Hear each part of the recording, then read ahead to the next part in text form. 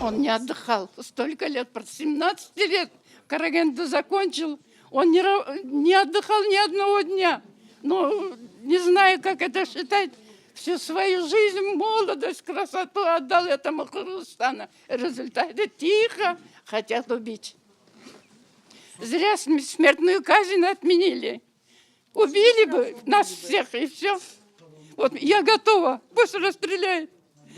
Это что такое, а? Беззаконие. Его хотят тихо-тихо убить. Суталиндов өзү ошо сотко алып келип атып, өзү да химиотерапия деп онкология алып барып атып, ден соолугу начарлап кеткен себептен ал келе албай калды. Бирок соттук коллегия Суталиндин өзү жок эле карай берсе болот. Себеби дегенде бардык баягы участник процесстер отурушту. Спецпрокурор отурду, биз адвокаттар отурдук. И бүгүн карап эле чечип коюш керек болчу. Бул өзүнчө эле какой-то мындай пытка сыяктуу болуп калды да соттук коллегия тараптан. Себеби дегенде 2 жолу отложка болду. Биз 9 врачта сурадык. Бүгүн председатель комиссия ошо Усупаев деген аксакал киши келди, профессор, доктор медицинских наук. Аны сурап коелу деп мен өтүнүч менен кайрылсам, соттук коллегия эмнегедир аны сурабастан 7 майга деп продлить этип салды. 7 майга чейин бул 3 жума болуп атат.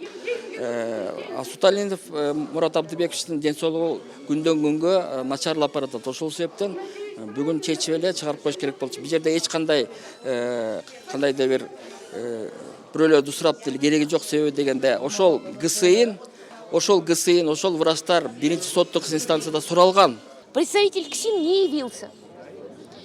Адвокаты заявили, что они готовы обеспечить явку в течение получаса представителя КСИН. За это время судья имел возможность допросить того самого свидетеля, который отсутствовал в прошлый раз. Врача, да? Врача.